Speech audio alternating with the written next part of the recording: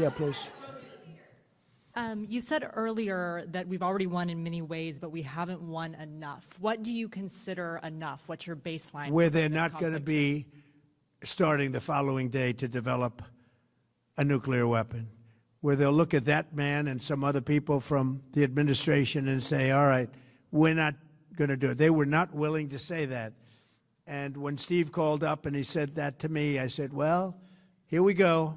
Let's do it the hard way. But the hard way, I think, is probably the easy way. When basically I can see that they will no longer have any capacity whatsoever for a very long period of time of developing weaponry that could be used against the United States, Israel, or any of our allies. We have great allies in the Middle East, great countries that are allies. And they were staying out of it until they got hit. Someday they'll have to do a story. Why did he do that? Why did they do that?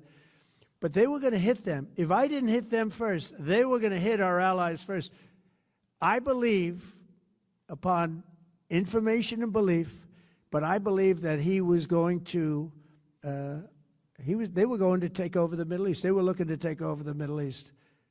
Now, had Operation Midnight Hammer not taken place, that was definite, because they would have had a nuclear weapon within a matter of weeks. But that took place. That was a setback. But look at the number of missiles they were able to buy and make over the last 6 months. And those missiles were aimed at various countries. And when you look at over 1,000 missiles shot at like UAE, they were looking to take over the Middle East. We got there first. We're lucky. I'll tell you what, the Middle East and those countries, very rich countries, are very lucky that I was president instead of somebody else.